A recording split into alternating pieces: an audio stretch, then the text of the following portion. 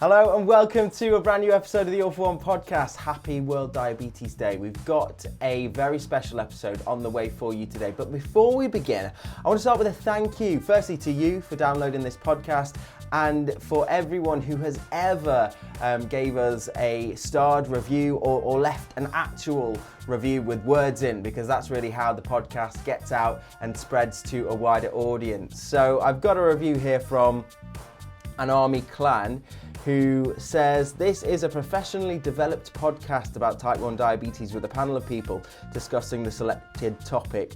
Well thought out and planned, like a television or radio production, yet still with a sense of spontaneity as the panel openly converses the topic. I'm a USA listener, and while this is set in the UK, I find no translation issues. Definitely worth the time to listen, and I look forward to hearing more. So thank you so much, an Army Clan, for leaving that review, and I want some more of those. So what I'm going to start doing from now is very soon we are going to be receiving the very first batch of All for One merchandise. So we're starting with t-shirts. So every week there's going to be an All for One t-shirt up for grabs, and all you have to do to be in with a chance of winning one is leave a review wherever you listen to this podcast. It's going to be the reviews where you write something out. That's going to get you in for a chance of winning. And in each week I'll pick my favorite review to gift a All for One t-shirt to. So before you go ahead and start writing a review, I wanted to introduce you to today's guest, who's Joe Fox from Leeds. Now, Joe, World Diabetes Day is obviously a day that you mark in your general life anyway, but this year it's very special. Why is that? Because I only 4 weeks ago decided to write and publish a book with the aim of supporting parents of type 1 diabetic child. I think it'll be especially useful for the recently diagnosed, and I just thought it was such a good day to launch it, to raise awareness and provide support, and the profits are going to charity.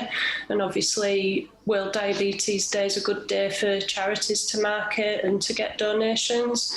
So that's why I only had 4 weeks to do it, but I've done it. So 4 weeks to write a book, to me sounds like it's quite a big task, a big ask of you. So it was sort of a spontaneous decision. You went in, 2 feet first, and now you've got this book. So how did you manage to come up with all the content in just those short 4 weeks? I'll be honest, I've actually had the idea a while, but I guess all lockdowns and so on has given me time. I do have a full-time job in my own business, and to be honest, that has gone on back burner a little bit. I knew that if I were going to do this, I had to give it 110%. One thing that helped was the book is a collection of stories, and each chapter is a different inspiring person that lives with type 1. And they obviously wanted some editorial control, and a lot of them actually wrote it themselves. So that saved me time. I did ghostwrite some as well. But writing's always come natural to me. I've never struggled with writing or, putting together ideas on paper. It is one of my strengths and talents. So I didn't find that side of it too daunting. It was more everything else, like the graphics, social media, marketing it were all them kind of skills that actually take quite a lot of time. And that's the only way that books are going to get in front of people, isn't it? If you bang on about it for the next couple of weeks, and from today, World Diabetes Day, you do your best to get people's attention and that sort of stuff. So it's quite an interesting concept, isn't it? So it's sort of I guess you couldn't call it a pulp fiction, but you'd call it, what's the word? They used to, anthology, that's it, I think that's right, isn't it? A collection of stories. So are these sort of stories personal to people, or are they sort of reflections on a life with type 1 diabetes, or what are they? For most people, it's their story. So I think just about everyone talks about diagnosis, and it's a bit of a repeating theme. Everybody thinks there's something they can no longer do when they're first diagnosed, but the people in this book have overcome that. to the point that some of them are at the top of their game. We've got Yorkshire professional cricket players. So this guy gets paid to play cricket for a living after initially thinking that it was something he'd have to give up. We've got actresses, we've got doctors that are type 1 themselves. We've really got a wide range of people. So they're all telling their story and talking about their rise to success. It's all positive. You can go elsewhere to find out what diabetes can do to the body and how bad it can be. That's not what I wanted the focus to be. But I think they all give tips and advice along the way. But I think one thing that came from it, it wasn't intentional at first, but the book actually is celebrating people who live with type 1 day to day. Because I think often their achievements, I think there's a lot of misunderstanding around this condition, and they maybe don't get the credit generally from everyday society for overcoming the hurdles that they're jumping over every day. But obviously the type 1 community is quite aware of that, so this is their chance to shine and for me to give them back, because everybody in the book, most people I'd come across, and they've supported me on my journey with my son and helped me see that it can achieve great things. Yeah, and I think that's an experience that I would echo, that I know people who, and I have comments from people all of the time just thinking, okay, well, doors have closed for me now because I've got this condition. And one of the recurring comments that I get is from mums, generally mums and sisters and of people who have a brother or a son who or daughter or sister who's type 1, saying, you know, just thanks for just showing that there's another part to someone's life now. So hopefully the people that are going to be reading this are going to have a direct relationship to type 1. That's why you've not included some of the sort of medical explanation and that sort of stuff, because it's for a very specific audience. So when it came to sort of ghostwriting the different stories and choosing the people who you were going to include, you needed sort of them to be as effective as possible. So how did you choose the different people that you were going to include? I'll be honest, due to time constraint, it was partly down to who I knew and who was available. I did do some research online. I did find some of the people by, they've got popular blogs, like there's Lydia from The Backpacker and the Pod. And she has a blog about travelling all over the world with a backpack and type 1. I met Jade Byrne, who's the actress that's got her own show, Pricks. I think she's been on this podcast too. Yeah, several times, yeah. I sort of knew of Jade. I didn't actually know her, but, I've made that friendship now. I did an interview with most people, just a quick phone call, really. It was supposed to be 20 minutes, but some people wanted up to an hour and beyond. Some people were just giving me facts. And they sort of left me to get on with it. They all had a chance to review the article first and make corrections to check they were happy with it. Like you say, we can cut through all the medical stuff that maybe you'd have to explain to someone else, because I already know what it is and how it can affect them and what a hypo is and so on. So I think that speeded things up. There's just a very short section at the front of the book that I think it's like 2 pages long. I tried to explain type 1 very, very briefly. Just in case someone happens to come across it. A friend or someone picks it up in charity shop in years to come, just there, just in case. And it's got a web link to go back to JDRF and find more. But yeah, you're right. It's written for people that understand type 1. And is this something that you've done before? You mentioned that writing comes sort of naturally to you. It must have done to get it done in sort of 4 weeks' time. Have you written books? Have you published things? Yeah, I have written before, totally different things, never a book. But about 10 years ago, I used to actually teach. I taught people with special needs. And then when I left that, when my son was born, I worked freelance for a company and I authored a lot of their digital material, and they sold courses and exam courses as well, and I'd get involved with writing them, and some of them were quite thick documents. again with tight deadlines. So I have got experience writing that side of. Well, hopefully this was a bit more enjoyable than sort of compiling reports and papers and that sort of I stuff. loved So it. what was I really loved it, writing it.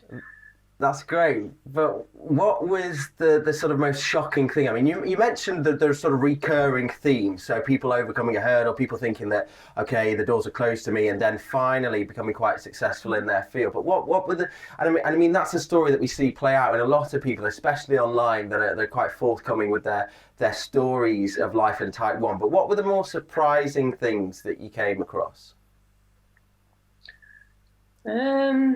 Like I say, it's very, very inspiring and motivating. So people won't tend to be talking about when it's gone wrong.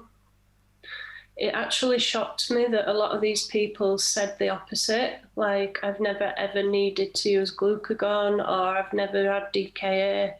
And some of these people have been type 1. There's one lady in the book for over 50 years.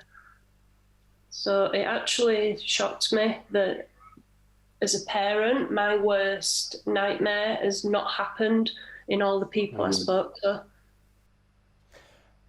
And I think in terms of parents, because I know I was diagnosed the year after. Well, I was in West Yorkshire myself, so up to 2015 I lived in Bradford, and those were my final days, my final pre-diabetic days. So it was after I left university and moved down to Bristol to work, and I was absolutely flown the nest at that point. That's when I was diagnosed as type 1 diabetic, and because my parents were sort of hundreds of miles away, quite far removed from my whole sort of diagnosis and then initial settling into life with type 1 diabetes, they maybe sort of struggled to understand what it was, and maybe you immediately jump to the more worrying aspects of the condition. So from a mum yourself, that obviously is nice to hear, and like you were saying right at the start of the podcast episode, you wanted to write this in order to be that sort of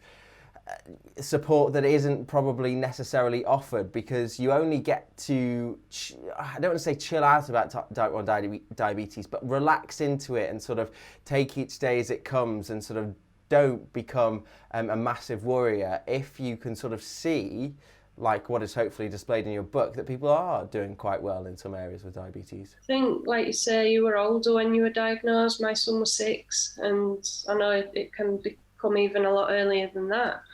But I think, in a way, it's a young age, and a cruel condition for any age. But I think I had to do everything for him at first, so I had to fully learn. And I've often thought, if he were 18 or 20 when he was diagnosed, I don't think I'd have the full understanding of just what is involved. And that was something that also echoed in the book. The people that were diagnosed at those sort of ages are saying that, their parents still don't fully get it 20 years on. And I think that's because they never had to learn how to manage it every single minute of the day like I had to.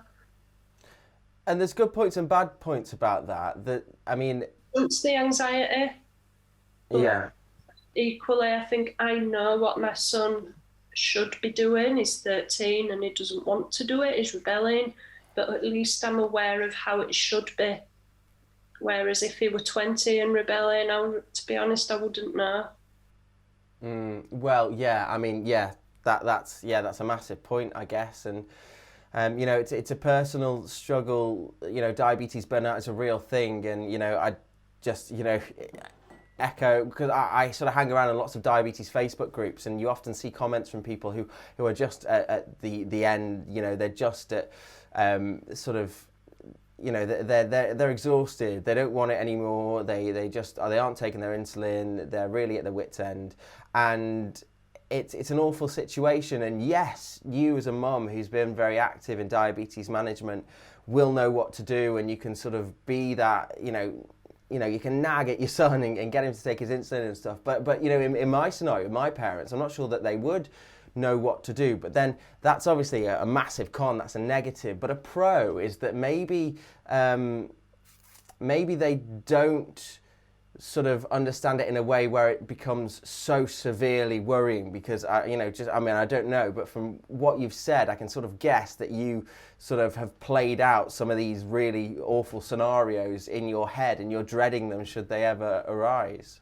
One thing I used to worry about when he was 6 and 7 was, will I ever trust for him to walk home from school alone with his friends? Because obviously if he's hypo, he could run in the road, he could get run over. And I was like, how could I ever allow that? And sadly, an old school friend got in touch 12 months ago, and her son had just been diagnosed and he was 5. And she's had exactly the same anxieties and concerns that I had. And that's really how the book came about. I was sending her links to like amazing people, like, don't worry, it'll happen, he'll do it. Look at this young person and what they've achieved. And she found that really motivating. And I think that's why I put the book together, because I can help any parent who needs that. Anybody who finds the book can be supported. So this is obviously, I mean, it's more than a book, isn't it? It's a sort of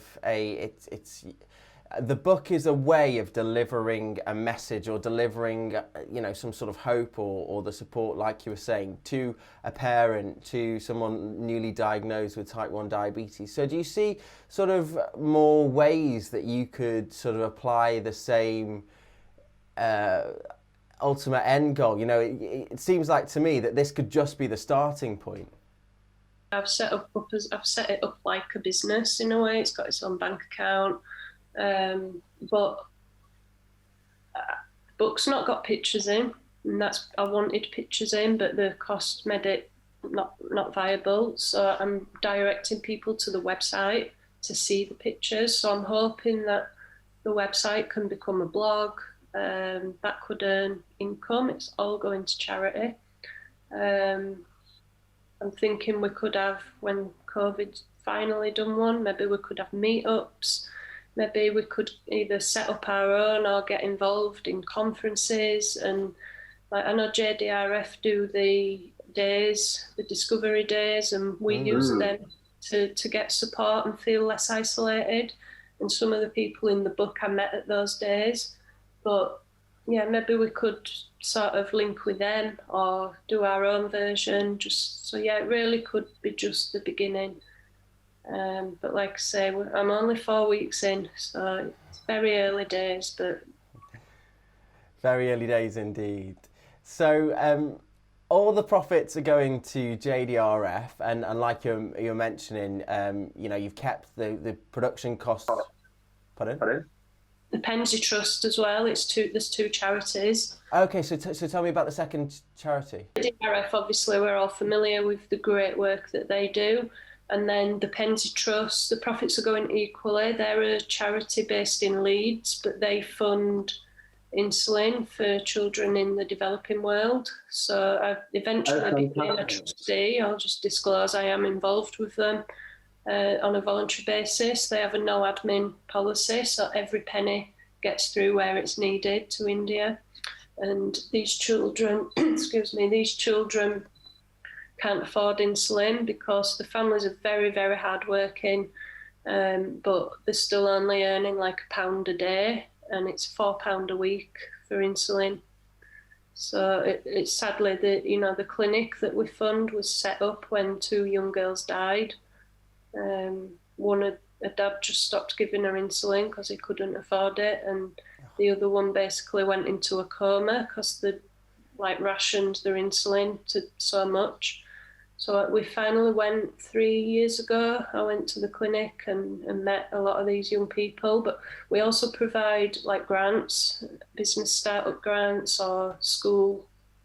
We fund school and college to help them get self-sufficient in the long term.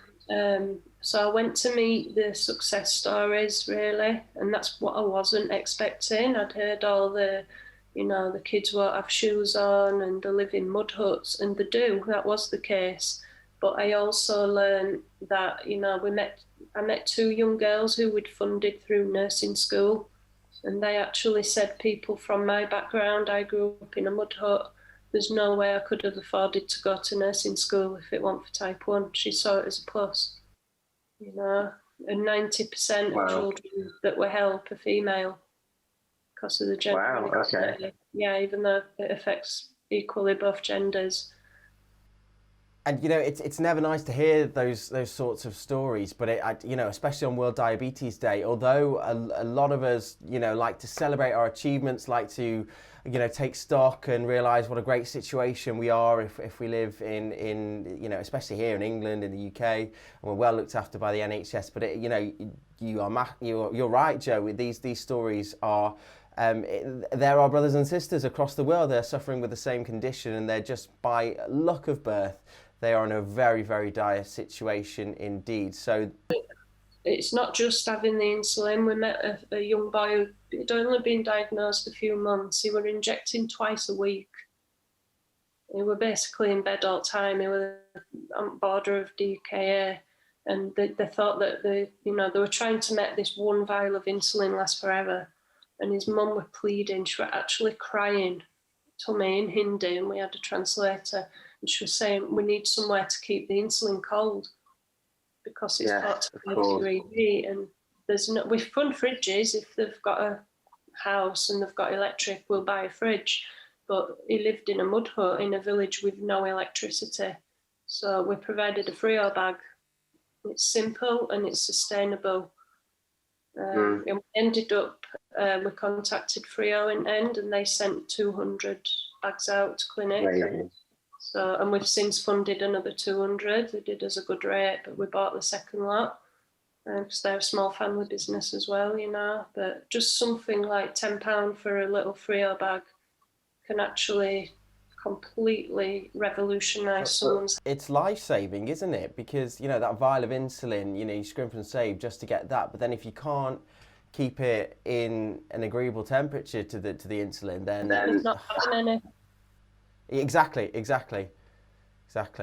Well, Joe, that's shocking to hear, actually, and the fact that that's, you know, part of the profits is going to go to India to help these people is absolutely great. You are listening to the World Diabetes Day special of the All for One podcast. I'm joined today by the author of Type Awesome, Fighting Highs and Lows. We're going to head to a break right now, but after we get back, we're going to hear a bit more about Jo and her son's first dealings with diabetes.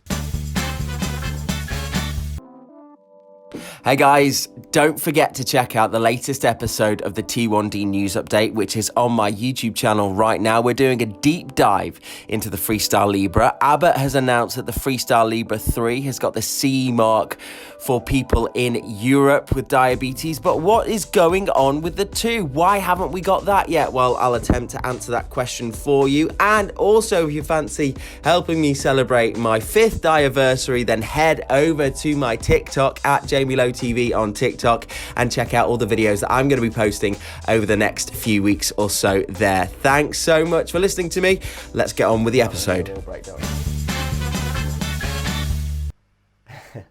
Hello, welcome back to the World Diabetes Day special of the All for One podcast. I'm your host, Jamie Lowe, and earlier on in the podcast, I was telling you how you at home can get your hands on some brand new All for One merch. So very, very soon, a line of t-shirts is going to be appearing for you to get your hands on. But the only way initially to get your hands on these t-shirts is to leave a review of the podcast, because you know, the sole purpose of this podcast was to reach as many people with type 1 diabetes or people who have a loved one who have type 1 diabetes. That's the only reason for this podcast to exist. That's the only reason why I make it every month, because it's supposed to be a space where we can, you know, get things off our chest, discuss things that we maybe don't want to discuss with, you know, those normal people with working pancreases. So in order for us to do that, we need to spread the message. So you're going to have to leave me a review wherever you listen to this podcast. 5 stars if you're feeling so generous, and also some words. So I read out a very, very nice review earlier on in the show, which mentioned the panel, which will be returning at the end of this month, just before Christmas. So please leave a review, and next week I'll be picking my favourite out of all the brand new reviews, which I'm sure will appear, and that person will be the first person, in fact, I mean, I don't even have one yet, to get their hands on a brand new All for One t-shirt. Now, enough of the promo for the podcast. Let's get to some promo for a well-deserving brand new book, Type Awesome, Fighting Highs and Lows, by first-time author Joe Fox, who joins me on the podcast. Now, Joe, we just left off talking about the things, the charities, the organisation which the profits from this book is going to help. So first off, before we get into your sort of more personal journey with type 1 diabetes, because we haven't mentioned it yet, have we? Where will people be able to get their hands on this book? They can go straight to the website, which is typeawesome.co.uk. We've got social channels also called Type Awesome that will have the link. I am hoping it will be on Amazon soon, but there's a few hurdles at setting that up. But yeah, for now, go straight to the website and you'll see the link.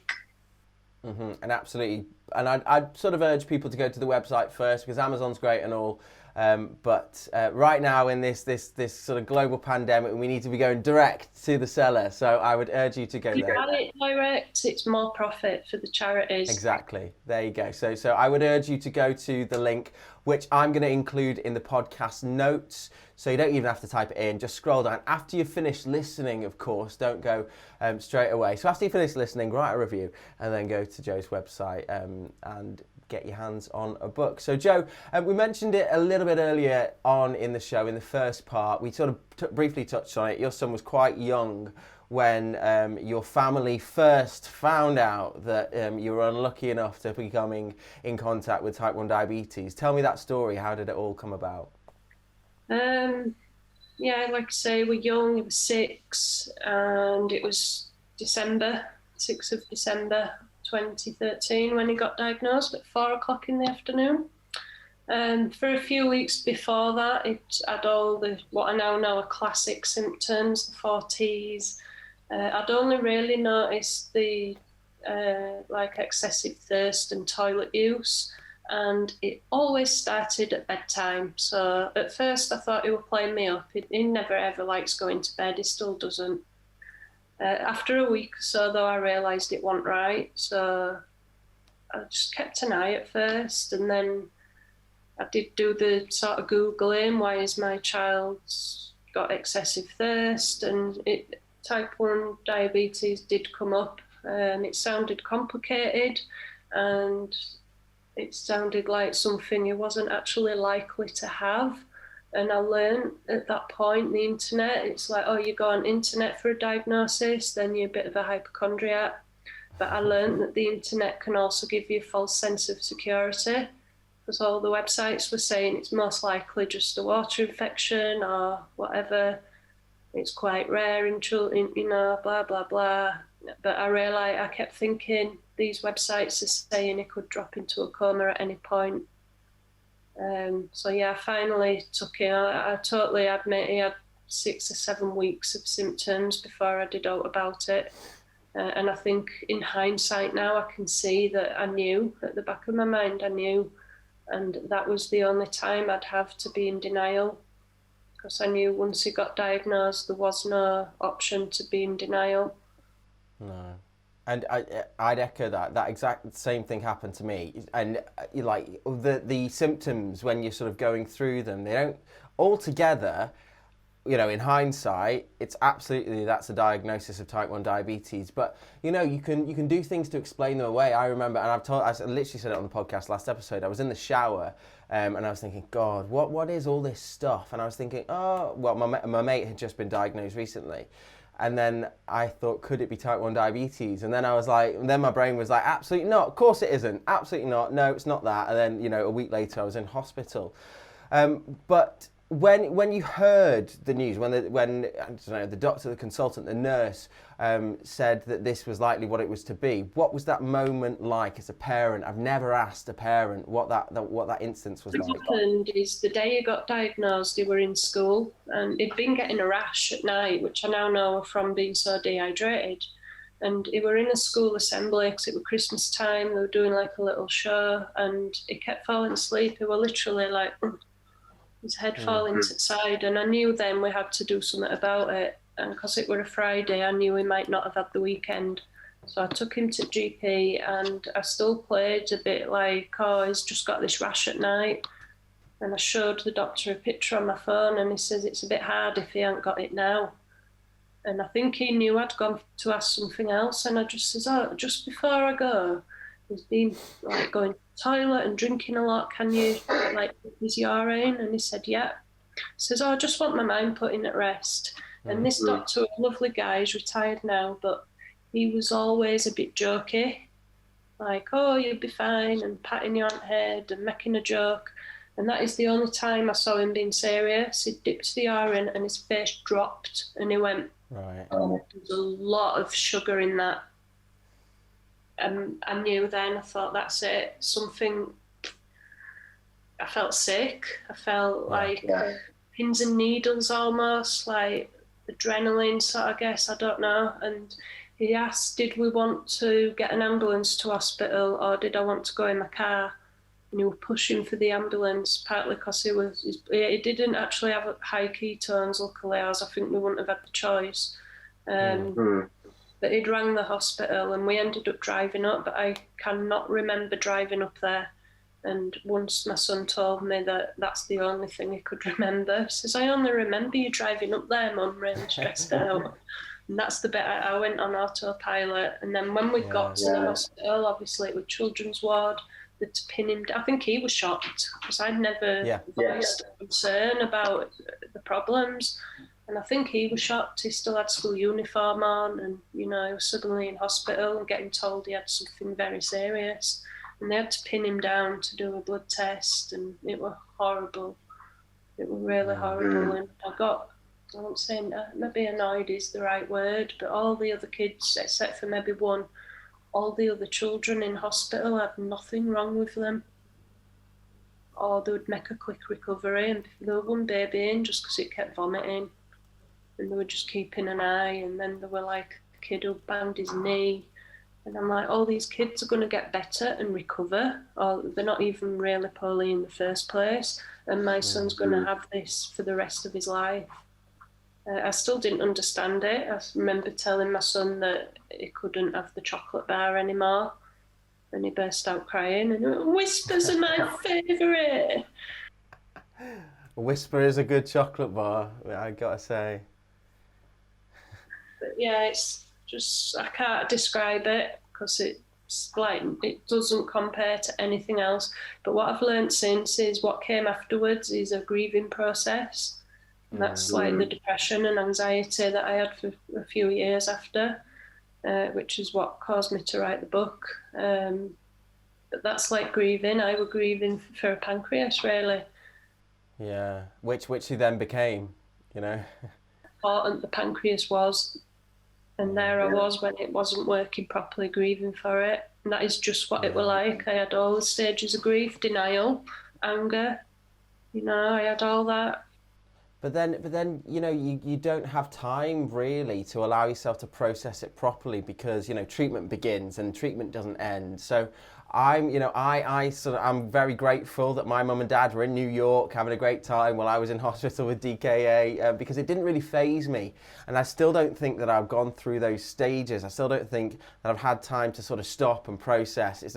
I hope it doesn't come for me, because I'm way too far down the line to have it come at me now. But you know, so far, luckily, I've not had to deal with that. And that's one of the things that I'm really, really grateful for, because I do make it sort of an effort to sort of prove to my parents that I'm fine and I'm doing well, and, you know, it's not an issue. You don't need to be worried about me. But obviously, your son at six years old, was he? 6, yeah, he's 13. Yeah, 6 years old. He can't really do that because he's looking for you as you're his main caregiver. I think what happened is, like, now he's buried. He won't even let me mention his name, which is why I've not mentioned it on this podcast, because he won't talk about diabetes at all. But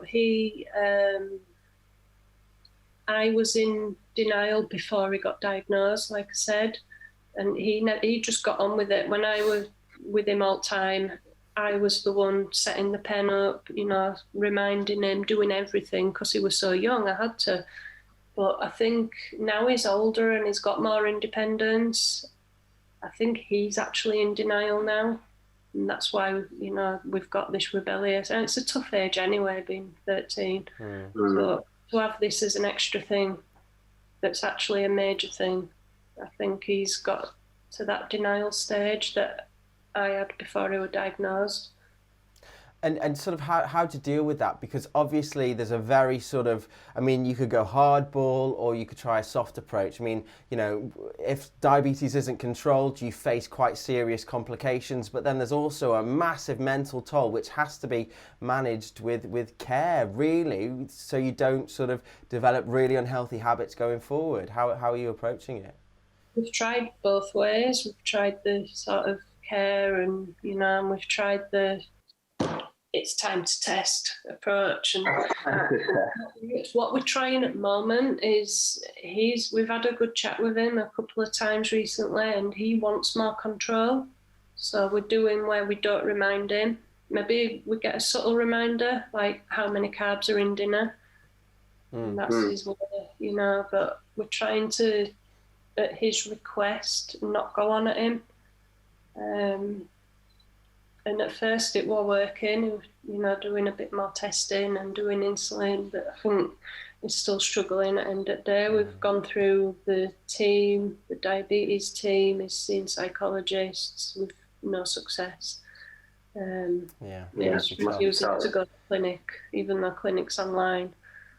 Yeah, I'm sure it's got to be tough for him. It's got to be really, really tough. And parents go through it, and I think it just takes time, because he's processing. And that reminds me, actually, it's an episode that I've not managed to do yet, but I really want to do it. I want it because I've not had that experience yet. I'm not a parent of a type 1. My parents obviously have a very different relationship to my type 1 diabetes as many other parents do. So I want to get into that on a podcast episode. So if you're listening along and you think you could offer something to that, then please get in touch. You can get in touch with me on Twitter at All4OneTweets, on Facebook we're at All4OneOnline, on Instagram we are at All4OneInsta, or you can just email contact all41@gmail.com, contact all41@gmail.com, even if you want to share your experience, or hopefully if you want to join the panel and be part of the lineup for that very, very special episode, which I'm desperate to make but haven't got to it yet. But Joe, it's been great to hear that, because I'm even though it's probably not the nicest thing for you to talk about in the world, even just somebody else hearing that story, it's like the reason for your book, it just shows that other people are out there and having a similar experience. But if we can circle back to your book, I'm sort of putting you on the spot here, because you've heard a lot of people's stories, but is there a part of the book that is maybe not your favourite, because I don't want to put you on the spot too much, but a part that really sort of stands out for you and does exactly what you set out to do?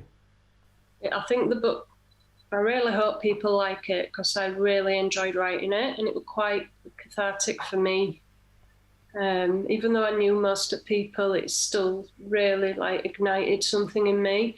But the very first full chapter of the book is actually about Fred Banting, who discovered insulin. So everybody with type 1 is here because of him. So I decided he was the biggest type awesome.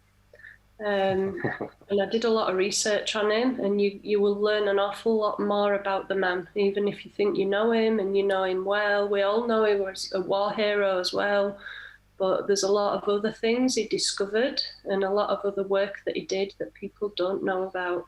Now, the reason I found out about this is because the last chapter of the book, that person's story is Rebecca, and Rebecca is actually a cousin, a descendant of Fred Banting. And she always knew all her life that she was related to such a great man, and she knew what he'd done. And then suddenly she got diagnosed herself when she was 17. So her chapter is called "My Cousin Saved My Life, Even Though He Died 58 years earlier." And to me, that was like, to get it across the pond and get people in Canada involved were very inspiring. And then I'm not going to name people because that wouldn't be fair, but everybody in the book is equal in my opinion. But there were one or two people who really stood out and shone out as inspirational. And one of those was one of the first people, young people that I met when we started going to JDRF Discovery Days. I remember meeting this young person and being really inspired. So that book is my way of giving other people a little bit of that person too. Absolutely. And I couldn't have planned that better. I mean, I didn't even prepare you for this, but I wanted to wrap up today's episode with touching on Banton. So I'm so glad that you raised him, because the 14th of November, World Diabetes Day, is because we celebrate it on this day, because that is the birthday of that man who discovered, I should say, insulin with Charles Best in 1922. So it's his birthday, so happy birthday, Banton. That's the reason why I'm here and Joe's son's here, and in a way the reason why you wrote the book, because if this wasn't a condition we could live with and manage, we wouldn't need something like this to help us through. We all know the story that he selflessly gave the patent away, and you won't know till now because I'm going to disclose, but the book tells you that he actually was such a poor man while he was doing the trial on it. He had to sell his car just to live off. And he still gave the patent away selflessly to make sure everybody could access insulin. But yet, we spoke about the Penzi Trust and children in India that are literally dying because they can't get it. And I know it's a worldwide problem. It's not just a Western problem. As Rebecca, Banton's cousin, says in her chapter, even she doesn't get free insulin. Medical insurance is expensive, and for years she never had glucagon because it's actually about £350. Wow. The NHS pay £11 for it, I've since found out. But in a private healthcare system, the price is getting... The two-tier Canadian system, yeah. I mean, and that is another massive topic for another time, and it's something that I cover quite heavily on my YouTube news series, 21D News Update. There's a lot going on in terms of campaigning against the price of insulin across the world. I recently reported on a story that Joe Jonas, I forgot his name then. Joe Jonas, he's doing quite a lot of work to engage politicians in the States to sort of consider what is actually going on. And I'm sorry, but the amount that people are paying for insulin is criminal in most of the world. So I'll leave that at that, and we won't get too down in the dumps and angry about that, because it's one of them topics that really makes you see red. But we shall leave that there, because this podcast episode is all about you and your book, Joe. So for a final time, where can people get hold of it? Typeawesome.co.uk. If you just put that in a web browser, it will bring you up to a page where you can buy the book. So thank you so much, Joe, for being our World Diabetes Day guest. Joe's book, Type Awesome, Fighting Highs and Lows, is out right now. World Diabetes Day. There'll be a link in the podcast notes for you to click. It'll take you to the website. I urge you to buy the book and then leave me a review, please. Also, let us know what you think of the book. It'd be great to read out some reviews from the book, what you thought about it, who you're going to be sharing it with. So do get in touch with me here at All For One. You can get in touch on Twitter at All For One Tweets. You can get in touch on Instagram at All For One Insta, or on Facebook at All For One Online, or just email that old form of communication email. It's contactallforone@gmail.com. Remember that number is a 4 and then it's ONE@gmail.com. But that is it for today's episode. I hope you have a fantastic World Diabetes Day, and indeed Diabetes Awareness Month. It'll be it's great to see everyone doing, you know, the challenges and spreading awareness and doing videos. So that's something that we're going to touch on in the panel episode, which is coming at the end of the month. So if you're interested in being a part of that, then do get in touch using the methods which I've just rambled on about. I'm not going to say them again because we are literally out of time. But that is it. That's all we've got time for on today's special World Diabetes Day episode. So thanks to Joe. Thanks to you for listening along at home. Don't forget to leave a review, and we'll see you again for another one at the end of November. Bye-bye for now.